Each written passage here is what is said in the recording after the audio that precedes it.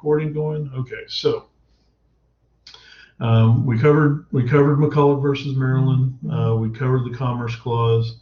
Right, the first one was establishing that there are this elastic clause and the necessary and proper clause that allows federal power to expand so that it can do the things that are necessary and proper, which generally points to the list of enumerated powers that the federal government has, which is important to us in Texas because, right, we're on the other side of that issue, right, as the government is expanding, right, as the government is stretching their powers out, that's limiting potentially some of the things that we as a state could do, right? And so we have to be aware of that, or if it wasn't limiting what the state would do, it's limiting what's available from a freedom perspective for individuals. So every time we start, right, developing or putting in concrete where there's new federal powers or expanded federal powers, it's important from a state government perspective because it might be impacting what we experience on this end of the spectrum. The Commerce Clause, right, was a quick dive into the difference between interstate and intrastate commerce.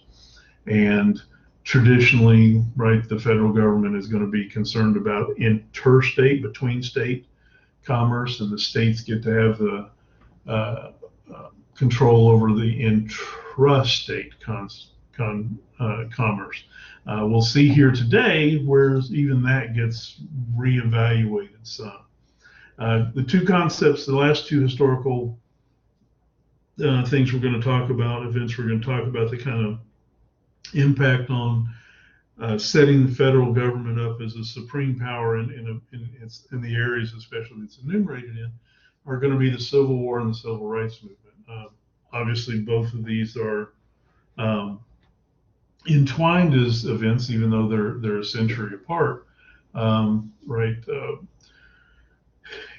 So let's start with the Civil War as a historical event, right? I mean, we have the Southern states, right, with the election of Abraham Lincoln and bringing his policy perspectives on,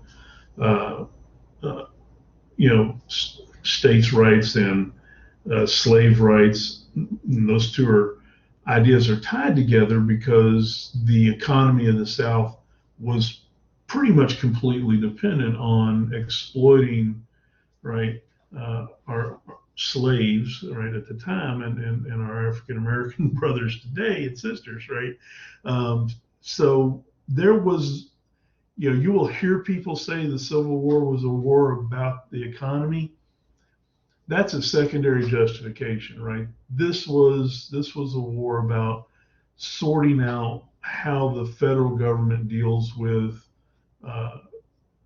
policy issues that go contrary to the federal government, contrary to especially rights of U.S. citizens, right? And so at the point where you've got a presidential nominee and then a president considering and thinking about extending suffrage rights, the right to vote, citizenship rights, to a whole group of people that have been excluded for that for 100 years, this is a big deal.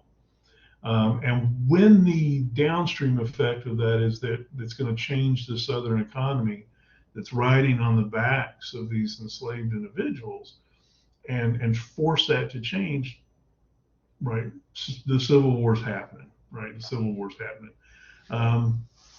Now, I've had some students, have asked me before, Andrew, go for it. Yeah, I just had a question relating to so before I guess it would have been black men that would have been granted the right to vote first. Before black men were included in that right to vote, there was that 3/5 compromise thing, right, where they counted as 3/5. And I imagine that there's probably not much that they actually went out and voted and counted for their 3/5. So did that count kind of like for their slave owners bidding? It was like, yeah, I've got however many slaves and they count for 3/5 of a vote each. Okay, so here's the deal. The 3/5 compromise did not extend suffrage rights to black Americans at all. Okay. Right? If you, it had nothing to do with their ability to vote or to impact Right. Okay. of government. It was simply a way of counting the population to reapportion representatives in the House of Representatives. Oh, okay.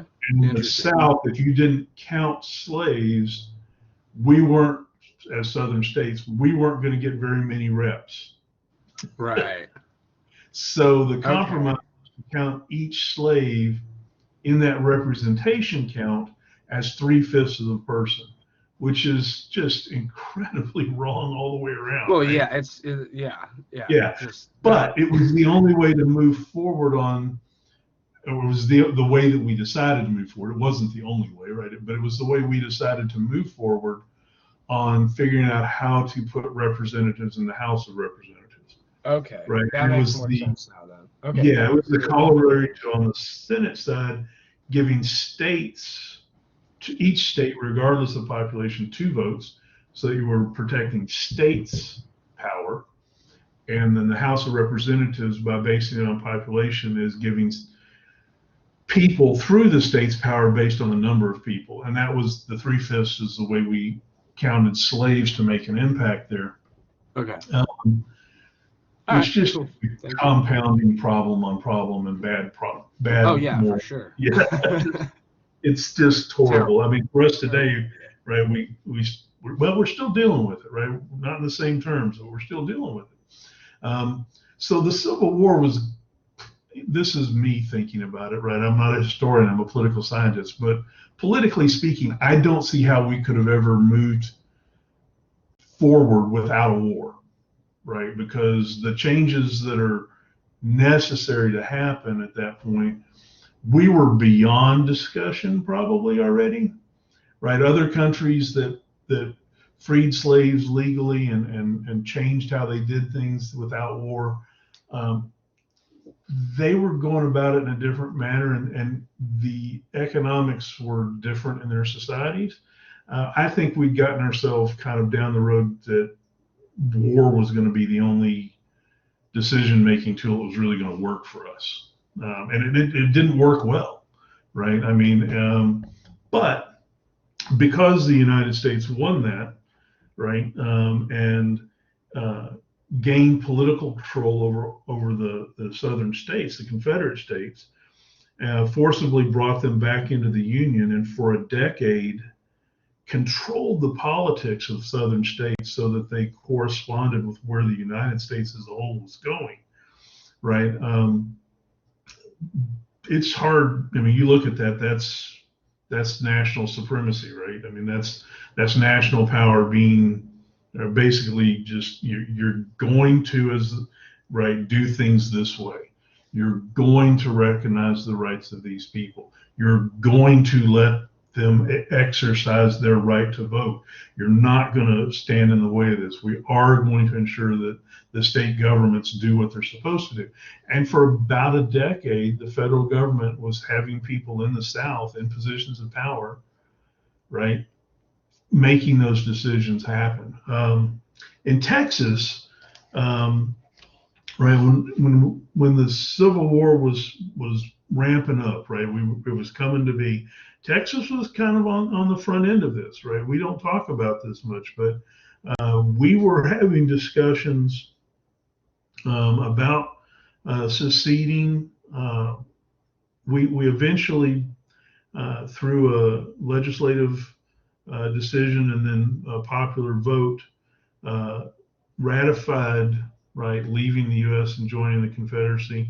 We set that up to land on, I think, March 2nd, right, the Texas anniversary.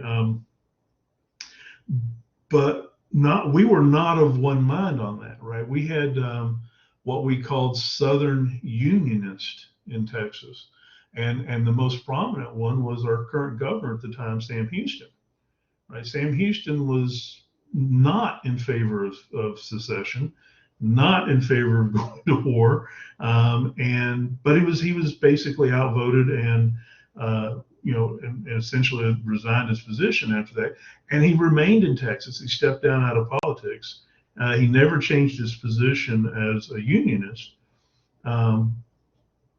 because he was committed to the concept of Texas, but he was not committed to the concept of us becoming a part of the Confederacy, and made that clearly known at the time and in writings later. But right, we also had a good chunk of German Catholics, especially in the Hill Country area up into the north central parts of Texas, that were Unionist and were anti-slave, and had always been anti-slavery. And as we became part of the Confederacy, and that became our dominant political perspective, we actually had hangings and executions, right? We had Confederate folks here in Texas that were hunting these Unionists down and hanging them and executing them, and because they perceived them to be, if not outright spies, if not outright spies, or at least sympathizers with the federal government. And so, I mean, in Texas, this was a big deal, right? We had some really disturbing times going on. I think I'm trying to remember, one of the towns up in North Texas, I think Northeast Texas, actually has a monument in place for where those hangings occurred. Right, Gainesville does, right, where they hung, Unionist, Texas Unionist, right, for their position for being against secession. And there were Texans, especially these German Catholics, that their religion kind of put them on the side against this, that were trying to escape Texas, that were going north and going south into Mexico, and we had groups of people, that were intercepting them, and it was an angry time, right? And war's ugly, and so we experienced a lot of it here as we did this. And the Civil War was, we're still dealing with the effects of it, right? Because we have not internalized the political changes that were forced to occur as the result of the Civil War. And which brings us to number 4 right here, which is the Civil Rights Movement, which is in the early 1960s to mid 1960s. We have the federal government, right, passing statutory legislation, right, at the federal level, saying, hey, we're still not doing this right?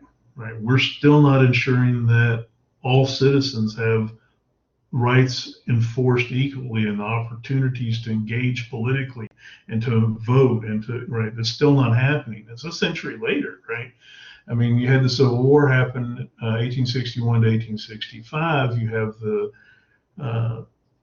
the Civil War amendments, the 13th, 14th, 15th Amendment that, right, guaranteed citizenship and the right to vote, right, to these Americans. And then a century later, we're passing statutory regulations at the federal level, essentially saying we're still not doing this, right? We got to fix this.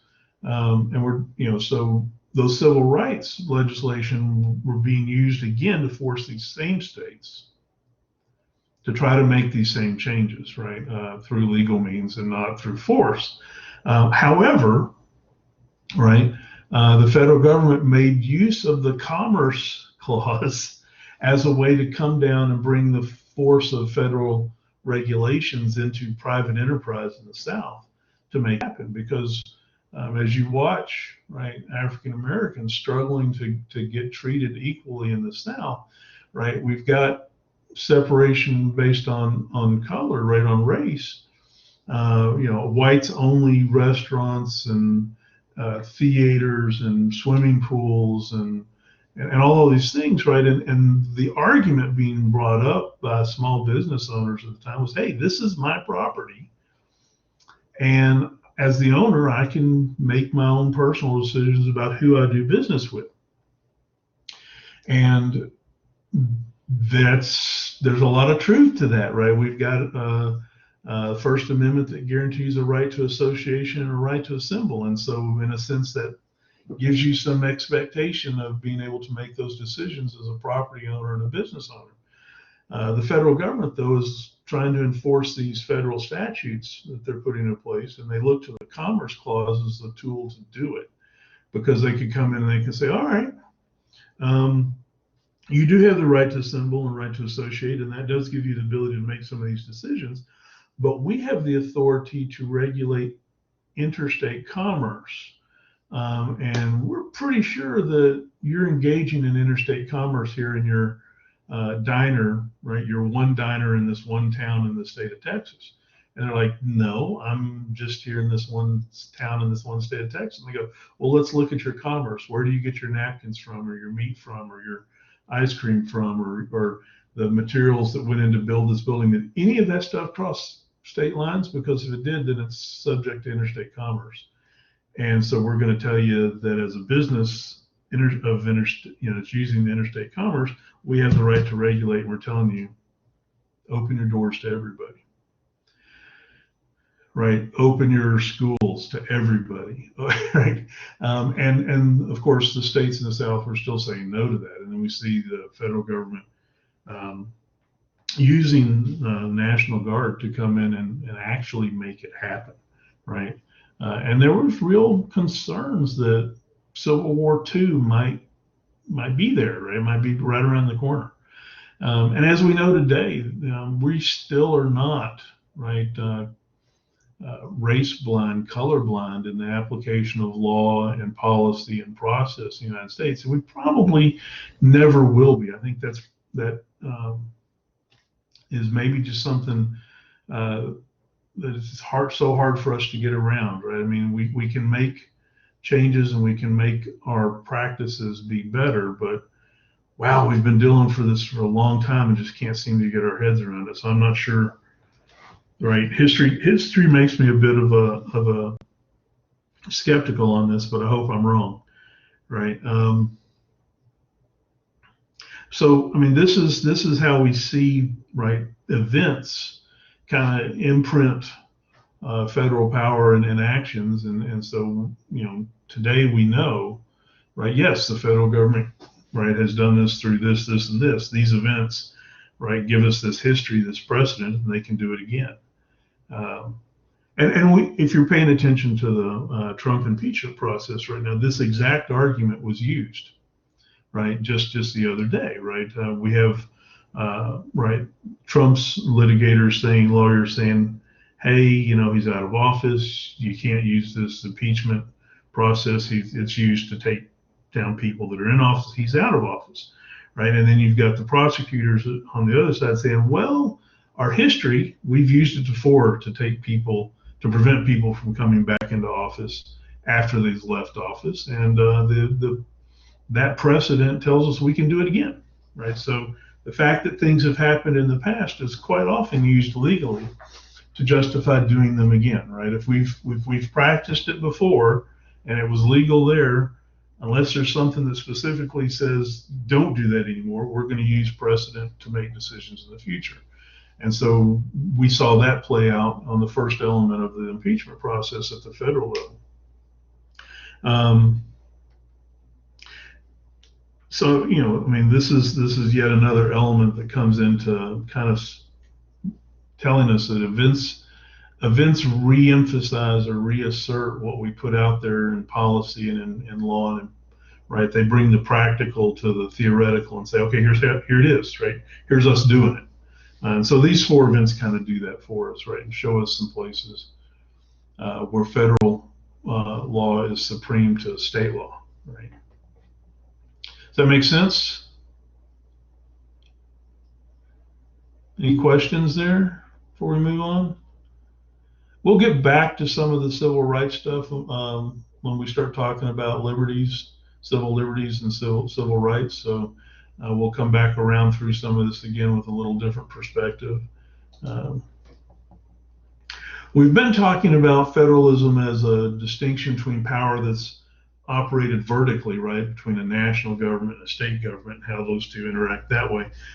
Federalism, though, in the way that we use it today, is also a way of recognizing obligations and powers horizontally between peers, right, between states.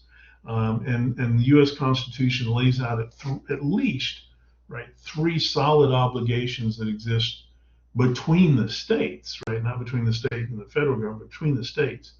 And so we need to talk about these briefly just to kind of see, right, help you understand that 50 state political breakdown is important, right? And it has impact on how we do politics.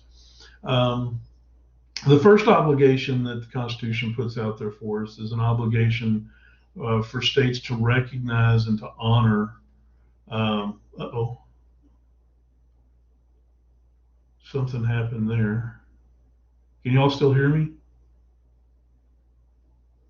I can hear you. Okay. Did the slides just, it says I'm reconnecting. I must have lost my video. There we go. See everything. So the first thing here is that, and I appreciate you chiming in there for me and keeping me apprised of what's going on. I need that help. So thank you. The first is the full faith and credit clause out of the Constitution. It says states have to honor, right, the public acts and public proceedings of other states. And this has a broad implication, because what this is telling us is that when a state lays out a political process or a policy process and it's put into law that this is how they're going to do whatever, X, whatever that is, whether it be issue a driver's license or a marriage certificate or license people to carry a gun or to work in their area of particular type of work, or to vote, right, or to hold an election, right? When they lay those kinds of procedures out in their state, right, the full faith and credit clause says that we have to, in other states, recognize their authority to do that and recognize what they've done. So the example I like the best is marriage, right? And if we go back a little bit in marriage, right, if you were to get married in Texas, it was a process, right? It was a process that lasted a little bit of time. It was mandated that from the time you apply for a license until the time that license is granted to be married, 7 days are going to pass, right? You're going to have to, you apply, you wait 7 days, it gets approved, then you can get married, right?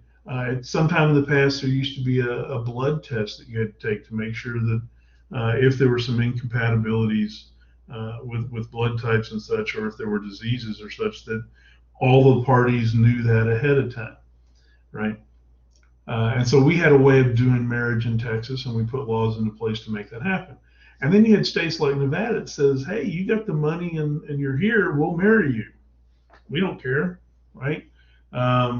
No waiting, right? No blood test, just come on into a county office and pay the fee, fill out the form, we'll do the ceremony, and off you go. The full faith and credit clause tells Texas that even though you don't like the abbreviated process that Nevada is using, someone that's married in Nevada is legally married. And if they come to Texas, you can't make them go through your process. You have to honor the public acts of the state of Nevada and recognize these people as duly married. All right, so that's what's going on there. So, you're in New Mexico, you're living in New Mexico, you get a license to drive, and then you're going to drive from New Mexico to Florida, and you come through Texas. We can't make you stop and get a driver's license in Texas, right? Another state has already says you're competent to drive and giving you a license. That's good enough, right? As long as that license is still valid, we have to honor it in Texas, right? So that's the state of Texas, or any state in that sense, right? Honoring what another state laws have put into practice or into motion over there, even though our practices on that differ. Okay, make sense? Second thing is the process or the practice of extradition. Extradition is sending someone accused of a trial that's outside of that accusing jurisdiction, right? They are accused of breaking the law in one jurisdiction. They go somewhere else. They're found in a different jurisdiction. That jurisdiction is obligated to send them back to stand trial. So you break a law in one state, right? Running across the state border doesn't give you legal protection from that other state, right? So you break a law in Oklahoma, you get across the Red River into Texas, we pull you over for breaking traffic law or something, run a quick background on you while we're seeing where you're from and what you've done, and see that, oh, Oklahoma wants you to try you for breaking this law. They've accused you of it. They've put it in their system saying, we're trying to find this person. We need to bring them to trial. Texas is now obligated, once they're aware of that, to make sure you get back to Oklahoma to stand trial. Right? That's what extradition is. And all of the states have this obligation to, right, if they come across somebody that's under charges in another state, to help get them back there, even though they don't want to go, right? So the state can exercise its trial capabilities and see if this person is culpable or not. Pretty straightforward, right? That's there. It's really not even, for most of us, we don't even think about this. It's not an issue anymore. But early on, right, when states saw themselves as their own unique political powers, and the federal government answered to them, not them to the federal government, and they saw the other states as competitors in a sense under the Confederate system there, right? Articles of Confederation. This was something that was a problem.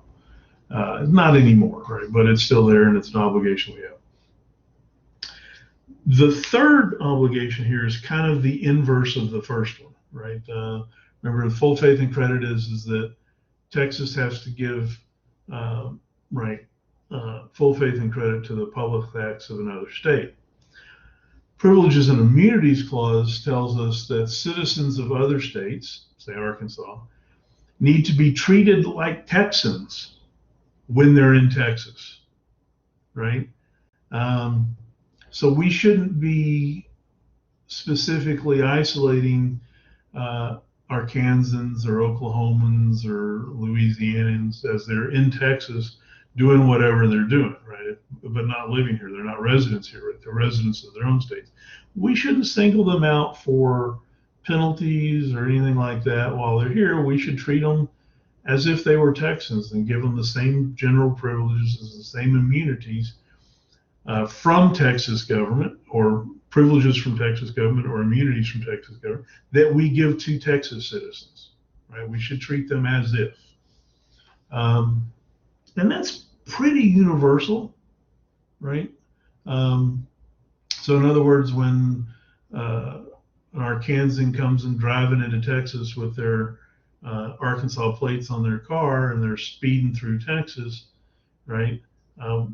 One, we show them the privileges that we express to Texans, which is, hey, you're speeding, we're pulling you over. And we should pull them over and subject them to tickets and fines just like we do Texans, but no worse than we do Texans, right? So we shouldn't single them out and go, oh, look, this Texas car and this Arkansas car are both going 90. I think we'll just grab the Arkansas car, right? Or the penalty for going 90 for Texans is $150, but we're going to charge this Arkansan $300, right? We shouldn't do that, right? We should treat them the same in front of the law, right? Does this make sense? Samantha, I'm getting the googly eyes. So what do you got a question with that, or are you just surprised?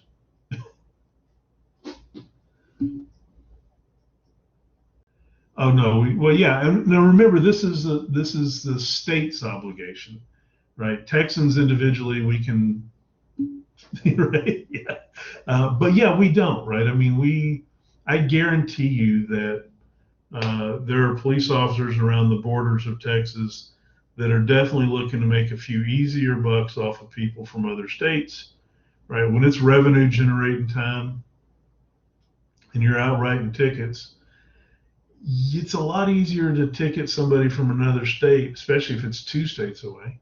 Right? They're probably not going to come back if they want to dispute that, because it's just a long drive and they're liable to just pay them fine and move on, right? And if we're doing that, and I think we, know, having worked with police officers for a decade, I think I'm pretty confident saying I know that has happened. That's not right. We're not supposed to do that, right? We're supposed to treat them the same. Any questions about the three obligations? All right, well, let's move on then. All right, so let's talk about this interaction again. Let's go vertically, talk about it between the federal government and the state governments.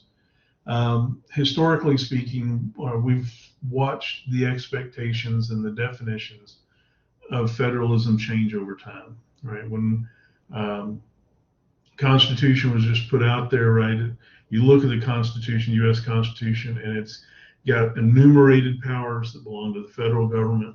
It's got reserved powers that belong to the states, right? So you got two nice columns that you can kind of set up there that are separate from one another. And then in the middle, there's some mixed areas, some gray area where there's shared powers. So when we're looking at that, how that kind of design in the Constitution gets put into place, we're really looking at two separate sectors, two separate spheres of influence, the federal level and the state level.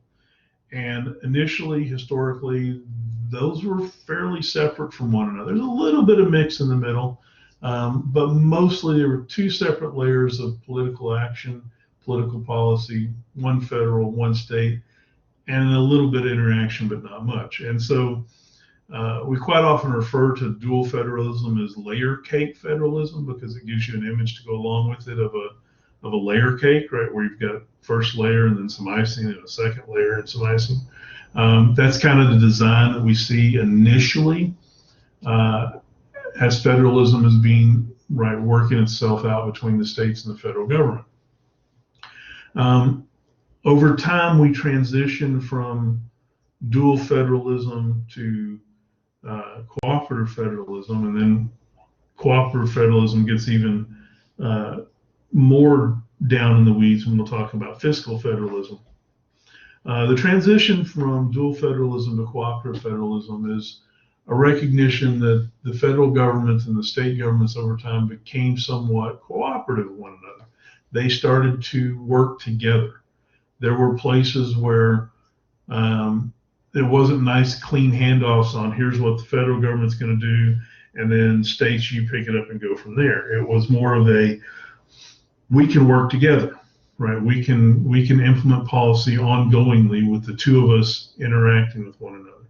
And the interactions we see at that point, right, through cooperative federalism are sharing power in the areas of sharing cost, right? The federal government paying some, the state government's paying some on the same policy to get things done. The federal government giving us guidelines, but then letting the states take those guidelines and then run with them a little uniquely in each state area, right? As it fit better in one area or one way within a state and then maybe in another state. So there was, here's where we want you to go. You figure out how to get there, right? Within these guidelines. So that's a sharing of power, right? Between the passing of policy and then the implementation of policy. And then the third area we see is where the administrations, the federal administration and states administrations actually work together, right? And so I've experienced all of these working in state government, right? When I worked for the Commission on Law Enforcement, I worked for the Commission on Environmental Protection. This cooperative federalism was just normal, right? There would be money made available all of the time at the federal level, and they would do things like, here's $50 million to spend in this area. You have to provide the man hours, the manpower to get it done, right? So y'all pay your salaries for your people to do this. We'll pay the money to provide the service or the product or whatever on the other end. So, if you need to buy stuff or you need to build stuff or whatever, then the federal government will share the cost on that, and the state government will pick up the personnel cost a lot of times. So sharing costs that way. Those two things together, get more done. Quite often we see the federal government putting policy out there and saying, here's some money. We want this to happen. We're at the end result we want is clean water. But we understand that you all have different challenges in the states, from state to state to state, in providing clean water. So here's the guidelines. We want you in this 10-year period to move from this level of clarity in the water and this level of contamination in the water and this level of whatever in the water. Why don't you move from here to a higher standard, at least this high? How you do that, we'll leave to you to figure out, but here's some money and here's where we want you to go. And then you figure out in your state how you can do that most effectively, efficiently, and get it done, right? So that would be, right, cooperative federalism along the guideline perspective. On the shared administration, it's exactly what it sounds like. Right, I used to have annual and quarterly meetings with the EPA Region 6 in Dallas. And I was on first name basis with the lady there that was a federal employee and was administering programs from the federal side that was exactly equivalent to the programs I was administering on the state side. And we had each other on speed dial, and we talked and we sent emails, and between the two of us, right, in our federal and state capacities, we're doing the same thing in Texas, right? We were working together, and she was handling stuff on her end that would help me, and I'd handle stuff on her end, my end, that would help her. And between the two of us, we got the stuff done we needed to do. And so that's not at all unusual. Once a year we'd meet someplace between Dallas and Austin, Waco area generally, right, and have a day-long, right, meeting between the TCQ and the EPA, right, and we'd take 15, 20 people, and they'd bring 15, 20 people, and all of our compatriots were there, and we were working face-to-face for a day or so to do the things we couldn't do, or at least didn't believe we could do as effectively through video or telephone or whatever, right? So I imagine those are not happening right now, but they used to, right? So that's cooperative federalism. Does that make sense?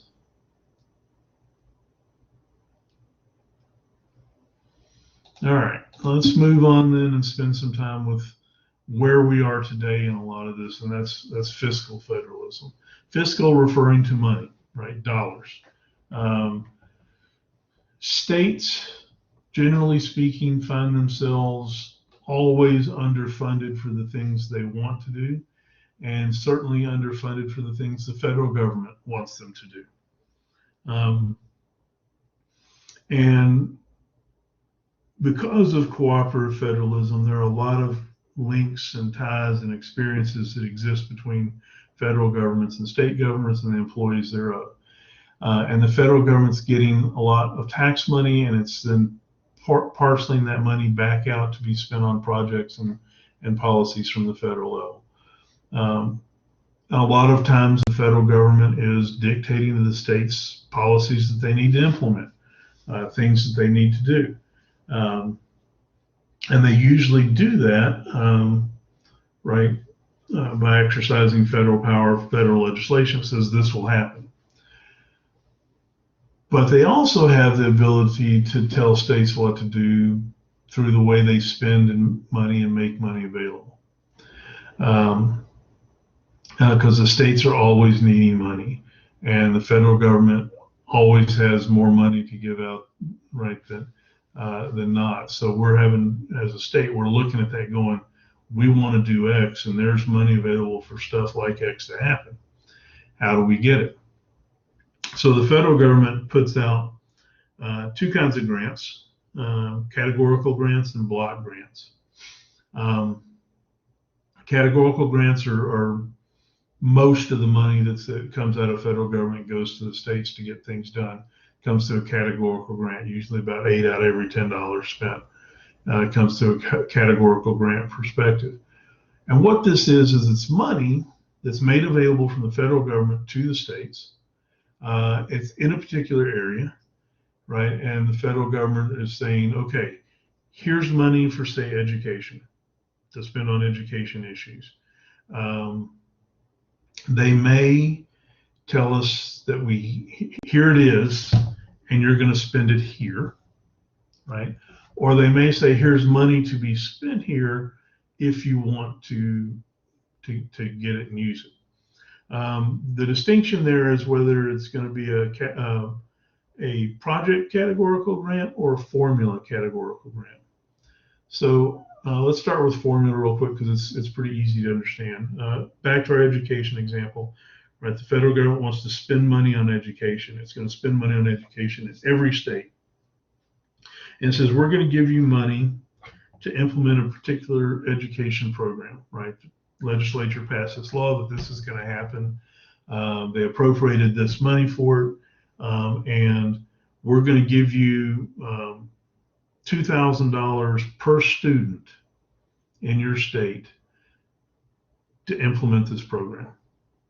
They're using a formula, number of students within the state, and number of dollars per student to figure out what money they're going to spend where and to assign that to us. And so Texas, having a lot of students, is going to get a lot more money than, say, Oklahoma, right? But we're going to get the same percentage of dollars, right, per student. So there's no favoritism here, but each state's going to get money to do something that's going to be based on the number of students that they have in their state. That's a formula grant, and that kind of categorical grant would be put into place when the federal government says we're going to implement nationwide testing. These tests are going to be in place by this year. Here's what the stuff you're going to test over, and now here's the money to implement it based on the number of students you have. And so states take that money and follow through with that. And that's a formula grant. A project grant is where the money's put in a particular area, right, a category, and it says, we've got money to spend on, say, education for police officers, right? If you want money from the federal government to spend on an educational program for police officers, submit a project bid to us, telling us how much you want, what you're going to do with it, how many police officers it's going to impact, how effective it's going to be. And if we like the project bid you submit, we may fund it. So, that's a way of doing it. So notice here that in this case, most of the time, these project things are voluntary, right? The states don't have to do it. But again, the states are generally underfunded, and they're looking at this as an opportunity to get and free money, right? Air quotes, free money from the federal government. So, say a project grant I did was, right, I when I was working with the Commission on Law Enforcement, we wanted to put continuing education for peace officers. We want to build online education, put it out there for police officers, and make it free. So we filled out a project grant proposal to ask for federal money that had been given to the governor. The governor had gotten a bucket of money, federal money, and he was telling everybody, hey, I got a bucket of federal money here to spend on police, right? If y'all don't make some bids on this and some project bids on this, it's all going back. We're not going to get spent. And so we made our bid to the governor and said, hey, if you give us this much money, we'll build these online courses, we'll build this online infrastructure, and all 40,000 police officers in Texas can take it for free. So we wrote that up and we submitted it, and we got it, and then we built the training system, and it went online, and it was successful, right? When that bid was approved, right, along with it came a lot of strings. Right? You need to quarterly tell us how much your spend rate is and what you're spending it on, and what success you're having in actually bringing this project to fruition, right? And then you need to follow up for a couple years after, telling us how many people are using it and how effective is it, and is it worth the money, and all those kind of reporting requirements come along with it. And a lot of times you'll set up these project grants as a continuing, right, enterprise. So it'd be like, okay, I want a couple $1 million to build this training and buy some hardware online, and then I'm going to need $400,000 a year to maintain this project and these training as we go forward. And I'm going to be every 2 years or so filling out another project bid saying, give me 400,000 more so I can keep doing this. It's working. And it's in the federal government's interest to keep plucking money down there if it is actually working, if it's a good project. So what that opens us up to, though, is a kind of insidious little blackmailish kind of situation, right? I've taken their money, I've put a project into place, and now I'm on a maintenance project and I'm getting money from them. And they're like, so this was working real good, huh? So you want more money next year to keep it working real well, right? Do this too, right? Whatever this might be, it doesn't matter, right? You want to keep getting this money, do this too. Well, I can't afford to keep my training system running unless I pick that extra work up. Now, maybe if I'm lucky, they say, do this too, and here's money to do it. Or do this too, here's some money to do it. But they might also just say, do this too. And now I've got to do more work with the same money. And at that point, I'm not a very happy camper because I'm getting more requirements placed on me for this project that's up and running.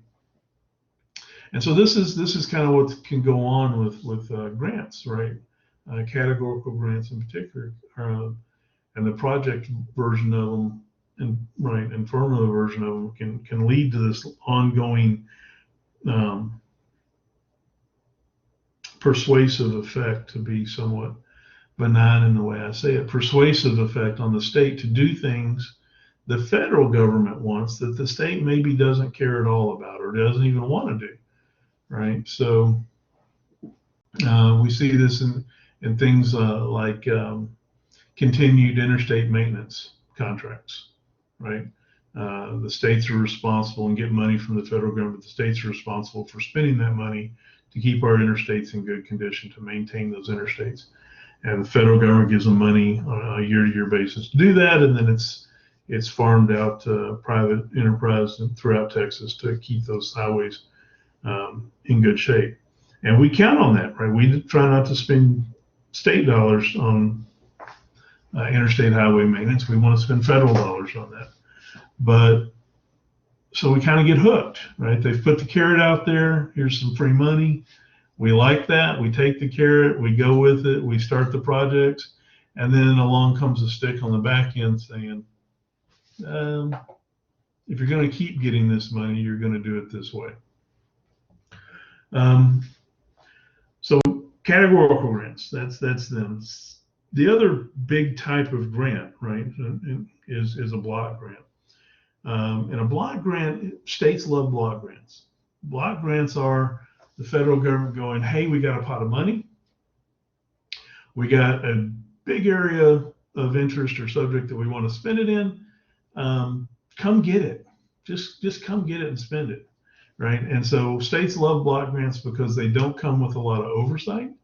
It's basically something like, here, spend money on generating clean air. Fill out a form at the end of when you finish the project telling us how successful you were, what you did and how successful it was. So that gives states a lot of latitude to figure out how to spend that money to meet that goal. And they can figure out what that goal is to an extent, because this federal government says, give us clean air or give us clean water, right? They haven't told us whether it has to be drinking water, whether it has to be just riparian waters, whether it has to be navigable waters, right? We can spend it anywhere in the water universe we want to in Texas to, and maybe what we've got is a need to clean up our seashore, right, our Gulf Shores area, and help the fishing and industry and stuff by cleaning up the Gulf. Well, they just said clean water. Well, let's go clean water, right? And let's go clean the Gulf up, and maybe we get increased shrimp and fish yields, and right. So we can help a part of our economy and get cleaner water and do it with the federal money. So we love block grants because, right, they're a lot more open to a lot more projects that we will be interested in. Only about 20% of the grants that are funded as a project grant, but they're nice when you can get them. So I've already touched on mandates just a little bit, right? So let's dig back into it here, right? Anytime you're taking money, and especially if you're a state like Texas, that money can become coercive, right? The use of it and the acceptance of it. Consider, in Texas, we budget our state budget on a 2-year cycle, right? So we budget for 2 years at a time. And the reason we do that is because our legislature only meets, right, in an odd number year for 140 days, right? And then it doesn't meet again until the next odd number year. So our legislature's in session right now. When they get done in June, they won't be back in session until January of 23. So we're working our budget right now to cover Texas's expenditures for all of 2021 and 2022. Actually, for mostly the end of 2021 through the end of 20, right? Our laws and our budgets and stuff will go in effect on our fiscal year in Texas, which is September 1. So the work they're doing now will take effect on September 1 of 2021 and will run through August of 2023, where we'll have had a new session and start again with September of 2023. So we're doing our budgeting and our planning for monies and all that we're going to spend for the next 2 years. So we're, in some sense, assuming that the federal monies that we're getting through categorical grants and block grants are going to be there for the next 2 years, and that we're going to still get that money, which makes us really vulnerable to mandates, whether they be unfunded or underfunded mandates, right? Because we set our budget in place with an expectation. We have a balanced budget amendment, right? We can't do just a whole lot of shifting of funds around. And so let's say our budget goes into effect September 1st of 2021, and federal government's on an annual legislative cycle. They pass money a lot of different times. And maybe they come up and say, okay, well, your 2022 money, which is going to be dispensed in January 2022 to do X, Y, and Z, still coming, but now we want you to add A to it as well. And we're giving you the same amount of money, right? So it's an unfunded mandate attached to money we'd planned to spend, right, on X, Y, and Z, and now there's A in there as well.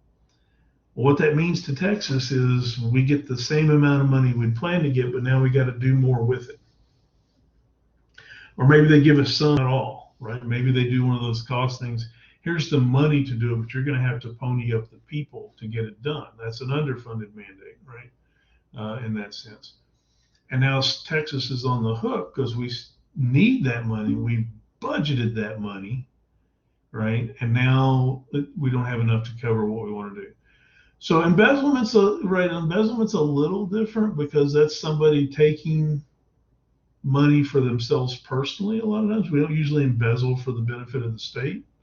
We embezzle for the benefit of our pocketbook, our bank account. But it does lead to some kind of the same actions. Right. But again, so the governors wouldn't be embezzling because that would mean they would be taking it for them personally. But they would be maybe looking at all of the parts of our state budget that aren't in a specific fund, right, and locked into a dedicated fund, and trying to shift some of that money around within the budget because now they've got more stuff to do and less money. And maybe, right, the money that the legislature budgeted and the governor signed off on was going to do Project R. Maybe that's general funds that are supporting Project R, which gives the governor the authority to take some of those Project R funds and move them over into the Project X, Y, and Z. That's how it would work, right? That would be legal, so it wouldn't be embezzlement, but it would be retasking funds in our budget from one area to another. It could mean taking people from one agency and saying, your jobs here are going away. There will be the same number of jobs opening up in this agency over here because we've got to do more stuff over here now. So if you guys can do that over there, you should apply for those jobs, which means one agency's going to lose people to do what they were doing and may just have to not do it. And those people get shifted over to another agency. And that happens, right? That happens. And mandates, either unfunded or underfunded mandates, can be, right, the thing that's causing that to happen. So, right, embezzlement's kind of a criminal term, and in this case, it wouldn't be criminal, but the underlying process that you've locked into, Samantha, does happen. We do have to shift monies from one category to another. We do have to stop maybe doing something over here so we can do something where the federal government's obligated us to do it over here. All right, so that's a good insight. And so we don't like unfunded or underfunded mandates from the federal government. They get in our way. They impact policies and processes that we've already got into place. And they take away our autonomy as a state, right? And this is a way the federal government expands their power when they don't have the constitutional authority to do it, right? Because especially in these places where they've offered us money and we've taken it of our own free will and now we're dependent on it, right? There's no exercise of power here that's, right, ill-gained in that sense. The government said, we've got this, do you want it? And we said, yes, we do. And now we don't want to give it up. If we don't want to do whatever they're asking in that case, all we have to do is say no to the money. And then explain to the people in our state that are unhappy that we're not still doing that. So those mandates, right, can get those mandates in these fiscal spending patterns, right, can expand federal power through an informal way into the states and get the states to do things they're not required to do, but they're kind of manipulated to do. Does that make sense?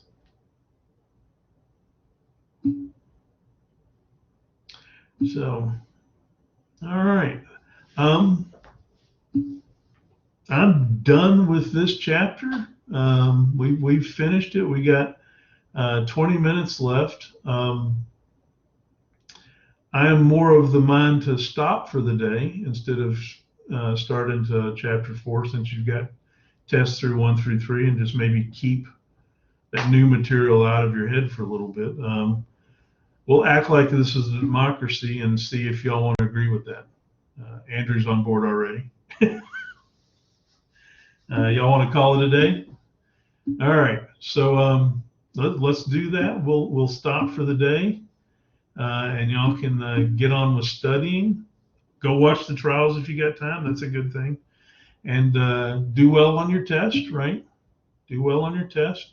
And we'll get back after this and start with chapter 4 on Tuesday. The quiz will be up through the, what's our dates? Let me look at the syllabus again. I'll refresh my head. The test window opened, it opens tomorrow, right? So the quizzes will be open through today. Yeah, test opens tomorrow and goes all through Friday, all through Saturday. So the quizzes are up through 11:59 today. All right? Looks like everybody's got it. Ruben's sad. Thanks, everybody. Have a good day. Thanks, Professor. You're welcome. Have a good weekend. Do well on your test. Right? I'll try. Yeah, good point there, Riley. Drive safe, everybody. If you got to drive safe. Professor Gardner, I have a quick question. So Sure. on the federalism quiz, I took it last night, and there's question 4. It said both the national and state governments have the power to do each of the following, except, and the correct answer was conduct elections. I'm kind of confused. Does that mean like just Because I'm like, states can conduct elections. I was just a little confused on that. States are the only ones that can conduct elections. Oh, okay. Okay. Federal government doesn't conduct elections, which is why we had all the confusion and debates about the presidential election, because we got 50 states with 50 different sets of rules about elections. Okay, that makes more sense. All right. Well, thank That you so work? much. Yeah. All right, good.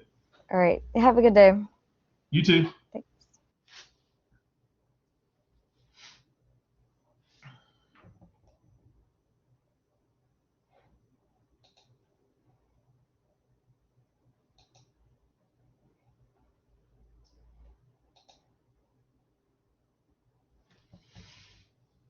See y'all on Tuesday.